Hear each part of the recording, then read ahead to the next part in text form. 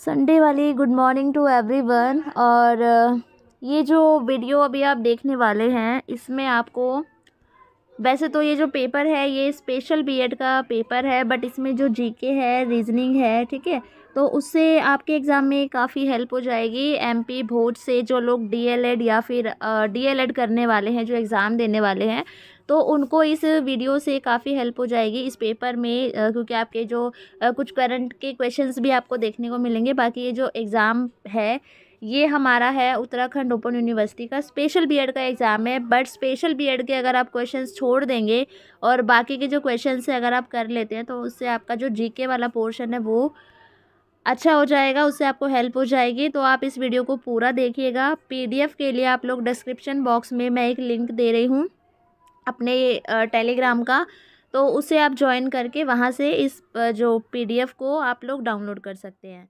कैसे हो आप सब?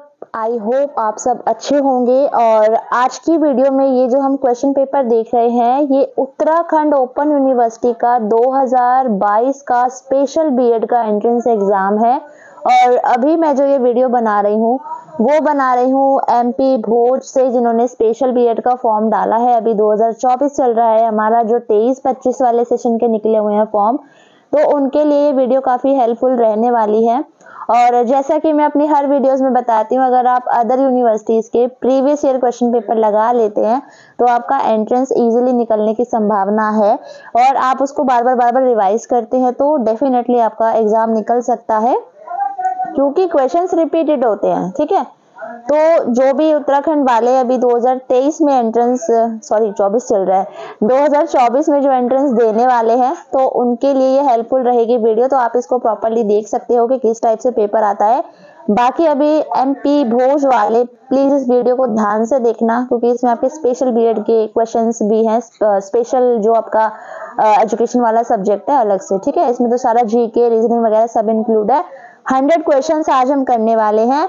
वीडियो लंबी हो सकती है, स्किप नहीं, स्पीडो मोड ऑन करके देखो, बट वीडियो को पूरा देखना। और मैं हर वीडियो में बता रही हूँ दोबारा मौका नहीं आएगा, प्लीज आप लोग शॉर्ट नोट्स बनाते हुए चलिए। ठीक है, यहाँ पर क्वेश्चन नंबर 1 है अंतरराष्ट्रीय। इंग्लिश वाले कंफर्टेबल है तो यहाँ इंग्लिश में अभी पढ़ लेना। ठीक है, अंतरराष्ट्रीय विकलांग दिवस कब मनाया जाता है? तो अंतरराष्ट्रीय विकलांग दिवस आपका मनाया जाता है 3 दिसंबर को। अगला क्वेश्चन है फियोर्डा की भूमि किसे कहते हैं? तो फियोर्डा की भूमि कहते हैं नॉर्वे को। क्वेश्चन नंबर 3 है संविधान द्वारा कितने प्रकार की आपात स्थितियां की परिकल्पना की गई है? तो 3 इसका आंसर है। क्वेश्चन नंबर 4 है सिंधु घाटी के लोग किस पेड़ की पूजा करते थे? तो सिंधु घाटी के लोग पीपल के पेड़ की पूजा करते थे। क्वेश्चन नंबर यहाँ पे आप लोग 5 देखेंगे कि गौतम बुद्ध ने अपना पहला उपदेश कहाँ दिया था? कहाँ दिया था? सारनाथ में। और आप लोग मुझे कमेंट करके बताएंगे कि सारनाथ कहाँ पे है।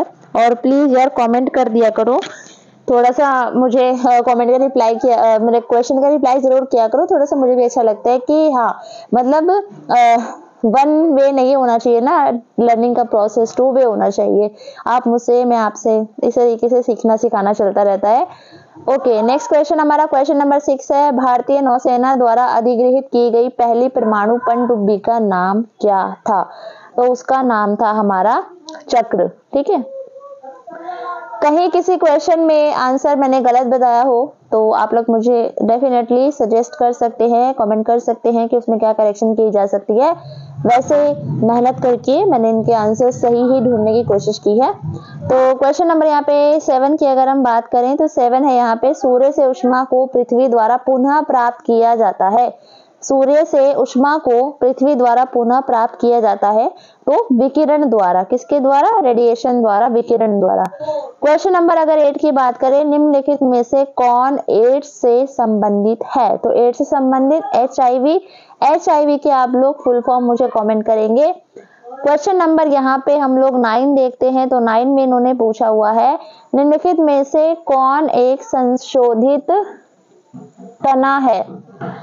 गाजर, शकरकंद, नारियल या आलू? तो कौन सा संशोधित तना है यहाँ पे? तो आपका इसका सही आंसर हो जाएगा आलू। ठीक है, क्वेश्चन नंबर 10 है, फतेहपुर सीकरी को मुगल साम्राज्य की राजधानी के रूप में किसके द्वारा स्थापित किया गया था?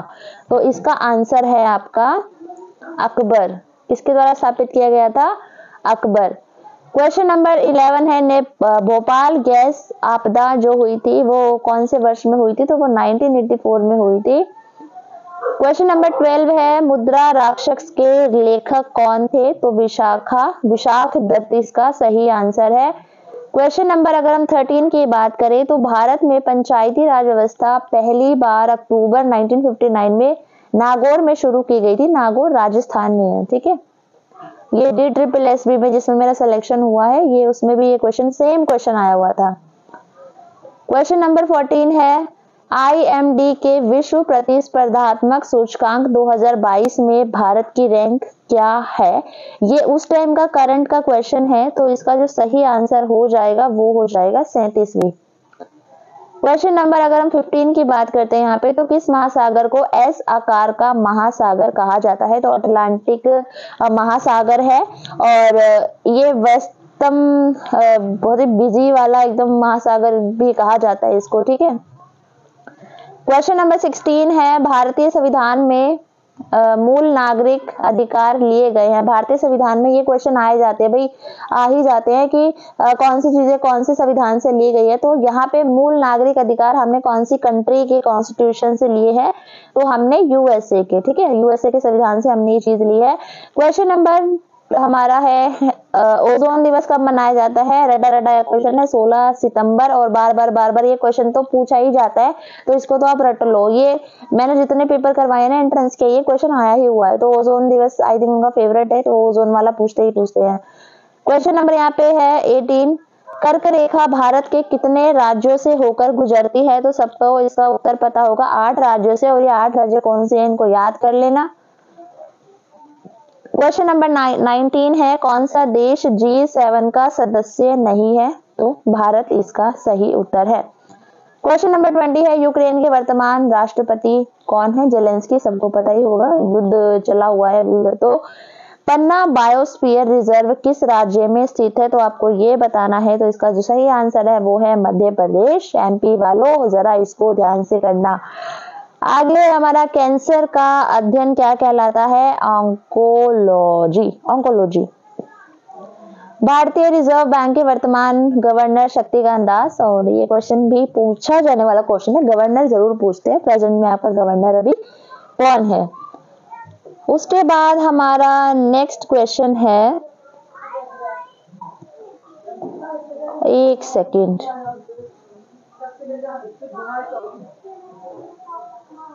ओके, तो हमारा नेक्स्ट क्वेश्चन है, मौर्य वंश का अंतिम शासक कौन था? ये पूछा गया है, मौर्य वंश का अंतिम शासक कौन था? बृहद्रथ, ठीक है। क्वेश्चन नंबर 25 है, केदारनाथ में आदि गुरु शंकराचार्य की प्रतिमा अनावरण किसने किया? तो ये नरेंद्र मोदी जी ने किया था, पता ही होगा सबको, करंट का क्वेश्चन है।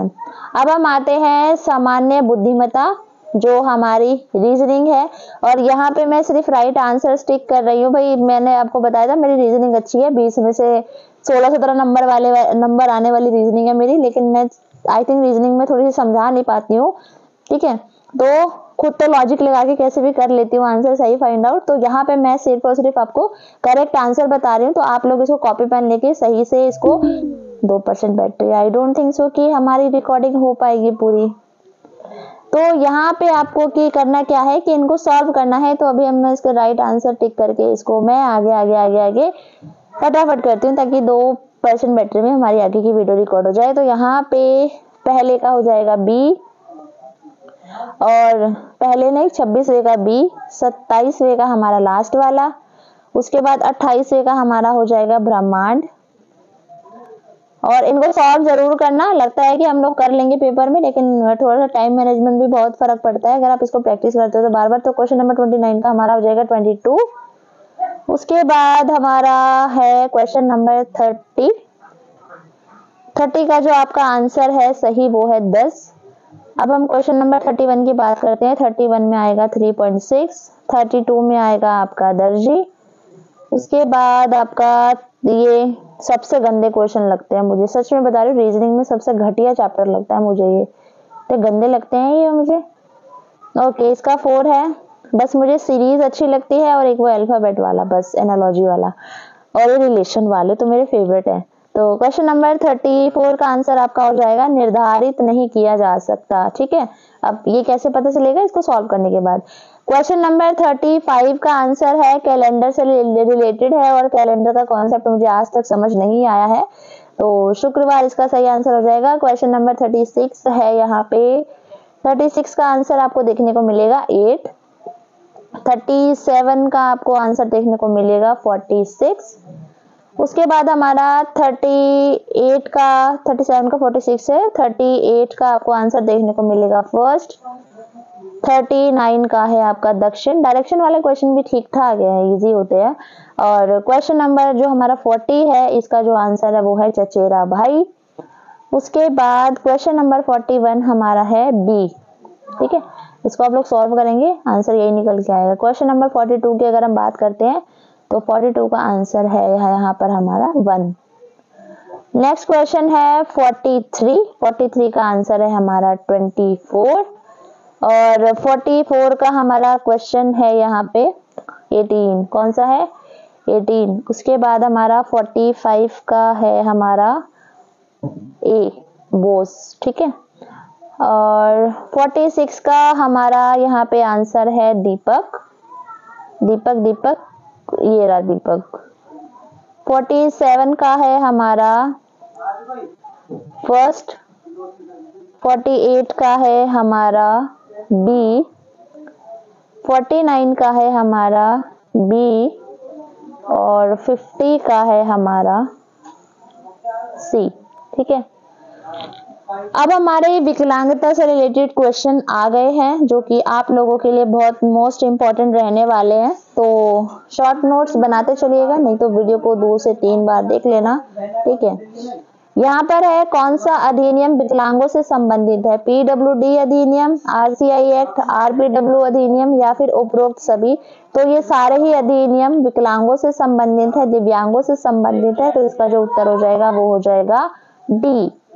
उसके बाद इन्होंने पूछा है कि NIEPMD संबंधित है, किससे संबंधित है NIEMPMD? तो ये हमारा संबंधित है एकाधिक अक्षमताएं, मल्टीपल डिसेबिलिटीज। इसकी मुझे फुल फॉर्म आप लोग कमेंट करेंगे NIEPMD। ठीक है, तो ये मुझे कमेंट करना। क्वेश्चन नंबर हमारा 53 है CWESN का मतलब क्या होता है, चिल्ड्रन विद स्पेशल नीड्स। जो ये फुल फॉर्म्स है इनको आप लोग इंग्लिश में याद करेंगे, वो ज्यादा आप लोगों के लिए बेनिफिशियल है। हिंदी में आप इसको विशेष आवश्यकता वाले बच्चे बोलेंगे। क्वेश्चन नंबर 54 है बेंचमार्क विकलांगता का प्रतिशत क्या है। ठीक है, तो बेंचमार्क विकलांगता का प्रतिशत आपको यहाँ पे बताना है। तो इसका जो सही आंसर हो जाएगा वो हो जाएगा 40%। और यहाँ मैं एक चीज क्लियर कर दूं कि जो यहाँ पे लिखा है बेंचमार्क विकलांगता, तो बेंचमार्क कोई विकलांगता नहीं होती। विकलांगता को निर्धारित करने वाला एक मार्क है, जैसे हमारा हॉलमार्क होता है ऐसे ही बेंचमार्क होता है विकलांगता को मापने के लिए। ठीक है, तो जो 40% या फिर 40% से ज्यादा होती है उसको हम बेंचमार्क विकलांगता बोलते हैं। और कभी भी आप देखना, जैसे पेंशन वगैरह जब बनती है दिव्यांगों की, तो उनसे बेंचमार्क विकलांगता सर्टिफिकेट मांगा जाता है कि क्या आपकी जो बेंचमार्क विकलांगता है क्या वो 40% या 40% से ज्यादा है। तो ये कोई विकलांगता नहीं है, विकलांगता को मेजर करने का एक क्राइटेरिया है जो कि 40% है। ठीक है, और अभी बिना माइक के रिकॉर्ड करना पड़ेगा वीडियो, बैटरी बिल्कुल जा चुकी है और पॉज कर करके इसको रिकॉर्ड करना पड़ रहा है। तो अभी इसको चार्जिंग पे लगा दिया है, बस 5-10 मिनट की और वीडियो बनेगी, तो इसको कंप्लीट करते हैं। ओके, तो बेंचमार्क विकलांगता समझ आ गया, होप आपका डाउट क्लियर हो गया। तो ये किसी भी तरीके की विकलांगता नहीं है। अगर मान लीजिए क्वेश्चन आ जाता है कि बेंचमार्क क्या है, तो आपको पता होना चाहिए कि बेंचमार्क विकलांगता है क्या। ठीक है, ओके, नेक्स्ट क्वेश्चन है हमारा RPWD अधिनियम के अंतर्गत कितनी विकलांगताएं शामिल है। RPWD, इसकी फुल फॉर्म आप लोग मुझे कमेंट करेंगे, और फुल फॉर्म में बार बार हर वीडियो में बोल रही हूँ कि फुल फॉर्म आप लोग बिल्कुल रट लीजिए कुछ फुल फॉर्म। अभी आपको एग्ज़ाम जब भी आपका होगा 3 से 4 दिन पहले मैं आपको सारी जो भी फुल फॉर्म्स है मैं उसको अलग से नोट डाउन कर रही हूँ, तो वो मैं आपको सारी करवा दूँगी ताकि आप उसको एक बार रिवाइज़ कर लें। तो अगर आपके एग्ज़ाम में आती है तो आप लोग उसको करेक्ट आंसर कर पाएँ, क्योंकि आपका वैसे भी नेगेटिव मार्किंग है, ठीक है। MP भोज वालों की नेगेटिव मार्किंग है, स्पेशल बीएड जो उत्तराखंड से करेंगे उनकी नेगेटिव मार्किंग नहीं है। ये उत्तराखंड का पेपर है, बट मैं जो भी रिकॉर्ड कर रही हूँ ये वीडियो, ये मैं MP वालों के लिए कर रही हूँ, तो प्लीज़ कंफ्यूज ना हो, ठीक है। तो RPWD जो है अधिनियम एक्ट है, उसके अंदर हमारी जो टोटल विकलांगताएं शामिल की गई हैं वो की गई है हमारी 21, ठीक है। RCI है, RCI क्या है तो आपको ये बताना है। तो ये है विशेष शिक्षा प्रशिक्षण संस्थान को मान्यता देने वाला। जैसे आपका NCTE होता है ना, जैसे मैं प्राइमरी टीचर हूँ, तो मेरा जो इंस्टीट्यूशन था जहाँ से मैंने डाइट की थी, तो उस डाइट को कहीं से मान्यता प्राप्त है, और जहाँ से मान्यता प्राप्त है उसको बोलते हैं NCTE। तो ऐसे ही जहाँ से आप विशेष शिक्षा, एक स्पेशल टीचर बनने के लिए जहाँ से आप कोर्स करते हो, तो उसके जो मतलब जो आपका जो कॉलेज है उसको जो मान्यता मिलती है वो मिलती है RCI से, ठीक है। तो यहाँ डाउट क्लियर हो गया। तो विशेष शिक्षक प्रशिक्षण संस्थान को मान्यता देने वाला जो इंस्टीट्यूशन होता है उसको हम RCI बोलते हैं। RCI की फुल फॉर्म एक बार मुझे कमेंट कर दो, और आज वीडियो में मुझे कमेंट दिखने चाहिए तो ही मैं नेक्स्ट वीडियो अपलोड करूँगी। आप लोग सच में यार कमेंट नहीं करते हो, प्लीज़ रिप्लाई किया करो, ठीक है। अपना भी दिमाग थोड़ा सा दौड़ाओ, सर्च करो क्या है क्या नहीं, क्योंकि जब हम खुद से करते हैं तो वो चीज़ें हमें ज़्यादा याद रहती हैं, लंबे समय तक याद रहती हैं, ठीक है।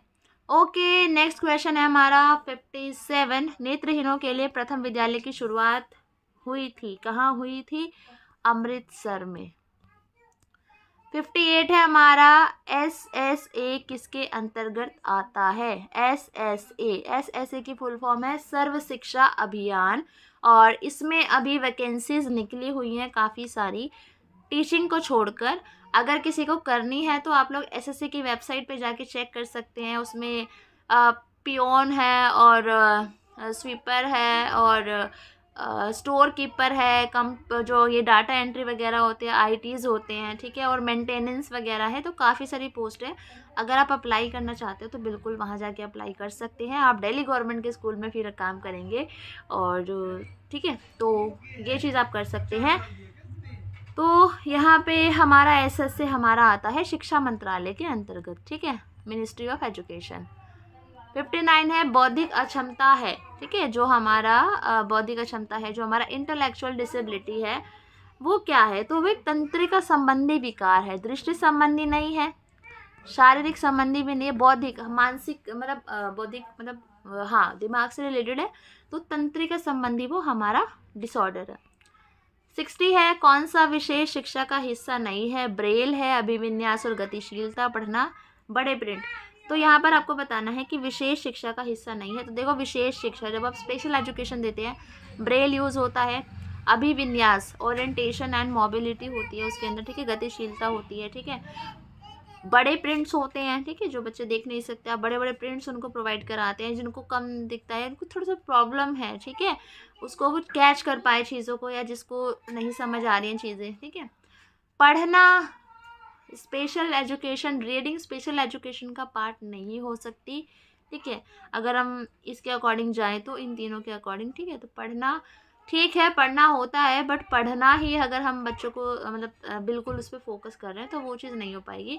हाँ, ब्रेल यूज़ करते हैं हम, अभिविन्यास है, ठीक है, ओरिएंटेशन कराते हैं हम उनका, ठीक है। तो इस तरीके से बड़े प्रिंट्स होते हैं, बट पढ़ना नहीं आएगा इसके अंदर।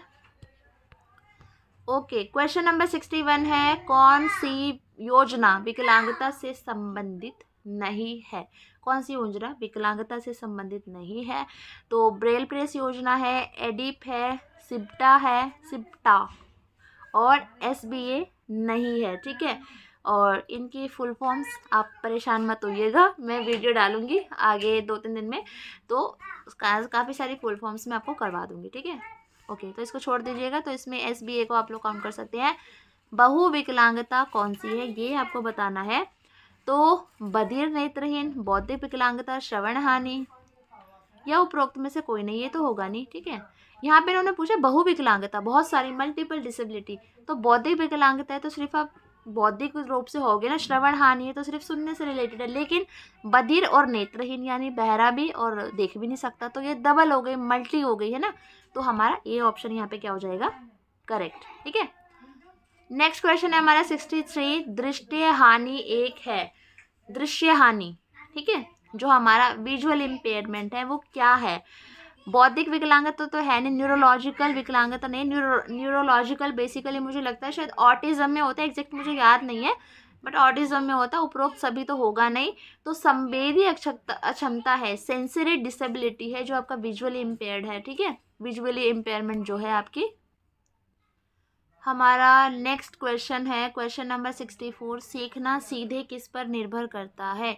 तो सीखना किस पर निर्भर करता है, उपरोक्त में से कोई नहीं, ये तो हटा दो। माता पिता का रवैया, सहकर्मी रवैया, देखो जब आप सीख रहे हो तो ऑब्वियस ही बात है आपके इंटेलिजेंस पे उसका प्रभाव आपके इंटेलिजेंस पे निर्भर है। अब आपके दोस्त का क्या व्यवहार है, आपके माता पिता का व्यवहार है, उससे सीखने का क्या लेना देना है ना। तो सीखना सीधे किस पर निर्भर करता है, इंटेलिजेंस पे, हमारी बुद्धि के ऊपर कि हमारी बुद्धि कैसी है, ठीक है, तो ये आ जाएगा हमारा। क्वेश्चन नंबर 65 है, ECC का अर्थ है, भाई फुल फॉर्म तो भर भर के पूछी जाती है स्पेशल बीएड में खासकर, तो ECC का फुल फॉर्म है हमारा बचपन की देखभाल। तो आप लोग फुल फॉर्म्स को इंग्लिश में याद कीजिए, अर्ली चाइल्डहुड केयर, ठीक है। क्वेश्चन नंबर 66 है, IEDSS संबंधित है, IEDSS किससे संबंधित है, तो ये आपको बताना है। तो ये संबंधित है education of disability at senior secondary level, वरिष्ठ माध्यमिक स्तर पर विकलांग शिक्षा। क्वेश्चन नंबर 65 है, समावेशी शिक्षा के लिए विकलांगों के लिए, गैर विकलांगों के लिए, विकलांगों के साथ विकलांगों की शिक्षा, विशेष शिक्षा। तो 60 समावेशी शिक्षा, जैसे कि मैं अब बताती हूँ कि यहाँ पर ऑप्शन भी बड़े अटपटे से दिए हुए हैं। समावेशी शिक्षा के लिए है, समावेशी शिक्षा inclusive education is mean for, विकलांगों के लिए शिक्षा नहीं जी, गैर विकलांगों के लिए शिक्षा नहीं जी, विशेष शिक्षा स्पेशल एजुकेशन नहीं, ये भी नहीं होगा, विकलांगों के साथ विकलांगों की शिक्षा, बड़े कंफ्यूजिंग वाले हैं ये तो। यहाँ पे ऑफिशियल आंसर की में आपका क्वेश्चन जो ऑप्शन है वो सी दिया हुआ है, बट ये भी मुझे ठीक नहीं लग रहा है, क्योंकि जो हमारा समावेशी शिक्षा होता है उसमें जो हमारे हर तरीके का बच्चा होता है, तो विकलांगों के साथ विकलांगों की शिक्षा ये नहीं होगा, शायद विकलांगों के साथ सामान्य मतलब बच्चों की शिक्षा, इस तरीके से ऑप्शन होना चाहिए था, but according to official answer key हम लोग सी ऑप्शन पे जाते हैं, ठीक है, क्योंकि सी ही सही है, बट वो शायद मिसप्रिंट हो गया होगा, ठीक है। क्वेश्चन नंबर हमारा 68 है, RPWD अधिनियम 2016 को अधिनियमित किया गया था, तो ये कब किया गया था आपको बताना है। तो ये किया गया था हमारा 19 अप्रैल 2017 को। कब किया गया था हमारा ये, 19 अप्रैल 2017 को। क्वेश्चन नंबर हमारा 69 है, सीखने की अक्षमता के अंतर्गत आता है। अगर बच्चा सीखने में लर्निंग डिसेबिलिटी है उसको, तो वो किसके अंदर आएगा, MH मेंटली रिटार्डेड, एंटी की फुल फॉर्म आप लोग मुझे बताएंगे, RPWD मैं फुल फॉर्म आपसे पूछ ही रही हूँ बार बार, और PWD, ठीक है, तो किसके अंदर आएगा वो बच्चा, तो वो आपका बच्चा जो आएगा वो आएगा RPWD, ठीक है। इनकी जब आपको फुल फॉर्म्स पता चल जाएंगी तो आप लोग इजीली और अच्छे से फाइंड आउट कर पाओगे, ठीक है। मैं जल्दी आई थिंक मुझे लगता है वीडियो लाने की बहुत ज़रूरत है, क्योंकि फुल फॉर्म पूछी जाती है आपसे। ब्रेल में बिंदु होते हैं, और इससे पहले मैं कई बार ये क्वेश्चन आपको करवा चुकी हूँ, तो 6 होते हैं, तो इसको आप रट लो अच्छे से, 6 होते हैं, क्योंकि 6 और 8 में आपको कन्फ्यूजन होगी पेपर में जाके, जैसे जिसने ये पेपर किया हुआ है उसने भी 8 लगाया हुआ है, ठीक है, तो इसको आप अच्छे से याद कर लेना। क्वेश्चन नंबर 71 है, राष्ट्र के संविधान में शामिल है, तो राष्ट्र के संविधान में नियम भी शामिल है, कानून भी शामिल है, तो A और B दोनों हो जाएगा। क्वेश्चन नंबर 72 है, भारत के नागरिक प्रतिनिधियों को, क्या लिखा है यहाँ पे इन्होंने, एक सेकंड, चयन में किस प्रकार की भूमिका निभाते हैं, ठीक है, जो भारत के नागरिक है वो प्रतिनिधियों को चयन में कैसी भूमिका निभाते हैं, प्रत्यक्ष या अप्रत्यक्ष या विनम्र या कोई भी, तो वो प्रत्यक्ष भूमिका निभाते हैं, ठीक है, हमारे बीच से ही चुन के जाता है हमारा प्रतिनिधि। सरकार के लोकतांत्रिक स्वरूप में स्वतंत्र लोगों को क्या कहते हैं, जो सरकार का जो डेमोक्रेसी होती है जहाँ पे, वहाँ पे स्वतंत्र लोगों के स्वरूप को क्या कहते हैं, तो हम उसको क्या बोलते हैं, समप्रभु। क्या बोलते हैं, सोवर्जन, समप्रभु। ठीक है। क्वेश्चन नंबर 74 है, 13 साल का बच्चा अगर किसी फैक्ट्री में काम करता है तो उसे क्या कहते हैं, तो उसको हम लोग बोलते हैं बाल श्रम। क्वेश्चन नंबर 75 है, निम्नलिखित में से कौन सा मौलिक अधिकार नहीं है, शिक्षा का अधिकार, समानता का अधिकार, शोषण के विरुद्ध अधिकार, लेकिन आपका स्वास्थ्य का अधिकार। जो हमारा सी ऑप्शन है करेक्ट है, हमारा जो स्वास्थ्य का अधिकार है वो हमारा मौलिक अधिकार नहीं है। क्वेश्चन नंबर यहाँ पे अगर हम बात करें 76 की, धर्मनिरपेक्षता का मतलब है कि राज्य बढ़ावा देता है। तो राज्य, जब हम सेकुलर होते हैं तो हम लोग एकाधिक धर्म, एक से अधिक धर्मों को हम लोग आगे क्या करते हैं, बढ़ावा देते हैं आगे। ठीक है। क्वेश्चन नंबर 77 है, स्वतंत्र भारत के दूसरे प्रधानमंत्री कौन थे, तो स्वतंत्र भारत के दूसरे प्रधानमंत्री आपको बताना है, तो वो थे हमारे लाल बहादुर शास्त्री जी। क्वेश्चन नंबर 78 है, डैश वर्ष की आयु के बीच सभी बच्चों को शिक्षा के अधिकार का प्रयोग करना चाहिए, तो 6 से 14 वर्ष। ठीक है, तो ये आपको पता ही होगा। क्वेश्चन नंबर 79 है, मुस्लिम लीग के निम्नलिखित में से किस अधिवेशन में मोहम्मद अली जिन्ना ने फूट डालो और छोड़ो के नारे का आविष्कार किया था। फूट डालो और छोड़ो ये नारा कब दिया गया था मोहम्मद अली जिन्ना द्वारा, तो ये दिया गया था कराची सत्र 1943 में। क्वेश्चन नंबर 80 की बात करें तो राष्ट्रीय विकास परिषद की स्थापना थी, कब हुई थी राष्ट्रीय विकास परिषद की स्थापना, 6 अगस्त 1952। क्वेश्चन नंबर 81 है, भारत के पहले ब्रिटिश गवर्नर जनरल कौन थे, कौन थे भाई, कौन थे, वॉरेन हेस्टिंग्स। क्वेश्चन नंबर 82 है, एंग्लो रूसी कन्वेंशन पर किस वर्ष हस्ताक्षर किए गए थे, 1907 में।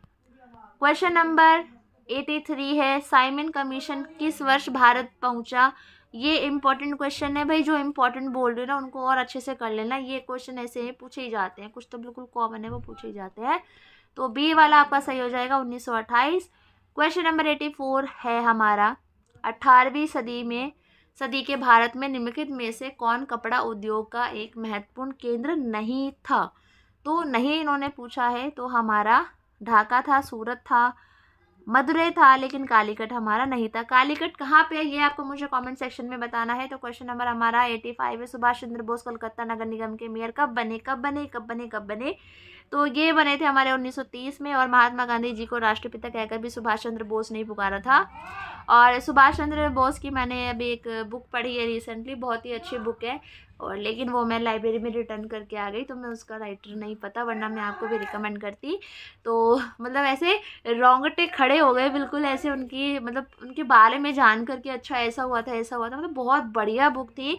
और एक होता है कि आप जनरली ऑब्जेक्टिव टाइप क्वेश्चन कर रहे हो, और एक जब आप कोई स्टोरी पढ़ते हो ना तो आपकी जीके और अच्छी होती है। तो आप लोग कोशिश कीजिए, टाइम निकालिए और कुछ बुक्स आप ज़रूर पढ़िए।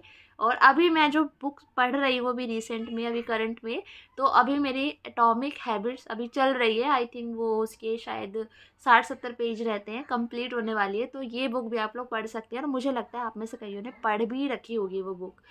ओके, क्वेश्चन नंबर हमारा 86 है, दो बिंदुओं से कितनी रेखाएं खींची जा सकती है, तो 2 बिंदुओं से एक रेखा खींची जा सकती है। क्वेश्चन नंबर हमारा 87 है, गणित का जनक किसे माना जाता है, गणित का जनक माना जाता है कपिल देव को, नहीं, पाइथागोरस को। ओके, क्वेश्चन नंबर 88 है, निम्नलिखित में से कौन एक महान गणितज्ञ और खगोल शास्त्री थे, मैथमेटिशियन और एस्ट्रोनॉट कौन थे, तो ये थे हमारे आर्यभट्ट। कौन थे, आर्यभट्ट। 89 है हमारा, गणित की कौन सी शाखा अज्ञात राशियों को दर्शाने के लिए प्रतीकों का उपयोग करती है, तो बीज गणित। ठीक है, जो हमारा एलजेब्रा होता है, मान लो x, मान लो y, ठीक है, ऐसे इस तरीके से जो क्वेश्चंस होते हैं वो हमारे एलजेब्रा में होते हैं। निम्नलिखित में से किसने बीज गणित का आविष्कार किया था, तो ये किया था भास्कर जी ने। क्वेश्चन नंबर हमारा 91 है, नॉट किसकी इकाई है, नॉट हमारी गति की इकाई है। ठीक है। क्वेश्चन नंबर 92 है, निम्नलिखित में से कौन सा इंसुलेटर का उदाहरण है, तो यहाँ पे इसका जो आंसर हो जाएगा वो हो जाएगा हीरा। क्वेश्चन नंबर 93 है, मानव शरीर में कौन सा अंग जल संतुलन के लिए जिम्मेदार है? तो गुर्दा इसका सही आंसर हो जाएगा। आसपास का शोर आपको बहुत डिस्टर्ब कर सकता है, मैं क्या करूँ, मैं ऐसी गली में रहती हूँ जहाँ पे शोर आई थिंक मुझे लगता है रात को, तो फिर वही है, रुक जग के मुझे वीडियो बनानी पड़ेगी। और अभी मैं सोच रही थी एक वीडियो रिकॉर्ड करके मैं सो जाती हूँ, बट ये आप हल्ला सुन सकते हो, ये देखो ये बहुत चिल्लाते हैं लोग, मतलब गेट बंद है, अंदर का स्टिल आवाज़ आ रही होगी आपको। कोई नहीं, थोड़ा मैनेज आप कीजिए, थोड़ा मैनेज मैं कर रही हूँ। तो क्वेश्चन नंबर 94 यहाँ पे है आपका, निम्नलिखित में से कौन से जानवर अंडे नहीं देता है? तो अरे ये तो इतना इजी क्वेश्चन है, बंदर अंडे थोड़ी देता है ना। ओके 95 है, सूखी बर्फ़ क्या है? तो सूखी बर्फ़ क्या है? तो ठोस कार्बन डाइऑक्साइड। क्वेश्चन नंबर यहाँ पे हमारा 96 है और लास्ट के 5 क्वेश्चंस रह गए हैं और बोलते बोलते बोलते मेरी हालत ख़त्म हो चुकी है। मतलब मैं सोच रही हूँ अभी आने वाले टाइम में अगर मैं लाइव क्लास लूँ, मैराथन लूँ मैं लाइव, क्या ही हालत होगी, क्योंकि सच में यार बोला नहीं जाता कंटिन्यू। तो क्लास में भी ऐसा पढ़ाओ तो आई थिंक 15-20 मिनट बाद ऐसा पानी पीने की ज़रूरत पड़ जाए बस। ओके तो क्वेश्चन नंबर 96 है, निम्नलिखित में से किस विटामिन की खोज एडवर्ड मेलनबी ने की थी? तो ये आपको बताना है, तो vitamin D. Okay question number 97 है, इनके आंसर्स टिक हुए हैं, मिट नहीं पा रहे हैं, पता नहीं क्यों मिट गए। निम्नलिखित में से कौन कोशिका के गुणों को निर्धारित करने में मदद करता है? तो 97 का आंसर हो जाएगा आपका जीन। क्वेश्चन नंबर यहाँ पे हमारा है, ग्लूकोज में कितने प्रकार के तत्व होते हैं? तो कितने प्रकार के तत्व होते हैं यहाँ पे हमारे? 3। ध्वनि मापी जाती है, तो ध्वनि हमारे डेसिबल में मापी जाती है। And last one is dash, सोने का प्रतीक है। तो क्या सोने का प्रतीक है हमारा? हमारा सोने का प्रतीक है AU। क्या है? AU। AU हमारा क्या हो जाएगा? सोने का प्रतीक। और ये आपके 100 क्वेश्चंस थे और मैं पूरी उम्मीद करती हूँ आपके लिए हेल्पफुल रहे और आपको समझ आया हो। और अगर आपको कोई चीज़ समझ ना आई हो, वैसे मैंने सारे आंसर्स ऑफिशियल आंसर किए थे और कुछ मैंने ढूंढे हैं, क्योंकि कहीं पे हमें भी डाउट हो जाता है, तो इस तरीके से मैंने ये पूरी आंसर की आपके साथ शेयर की है। वीडियो कैसी लगी प्लीज़ मुझे कमेंट करके ज़रूर बताना। और अगर आप इसका PDF चाहते हैं तो मैं डिस्क्रिप्शन बॉक्स में एक लिंक दे रही हूँ टेलीग्राम ग्रुप का, उस टेलीग्राम ग्रुप को ज्वाइन करो और वहाँ से इसको PDF को ले लो, ठीक है। और बाकी इसकी प्रिपरेशन करते रहो और जल्दी मैं जो फुल फॉर्म्स है वो ज़रूर आपके साथ शेयर करने वाली हूँ बहुत जल्द ही। तो नए हो तो सब्सक्राइब कर लो और दोस्तों के साथ शेयर ज़रूर कर दो, ठीक है, क्योंकि कोई आपके लिए इतनी मेहनत कर रहा है, तो प्लीज़ वीडियो शेयर कर देना। So thank you so much everyone, thank you and good night.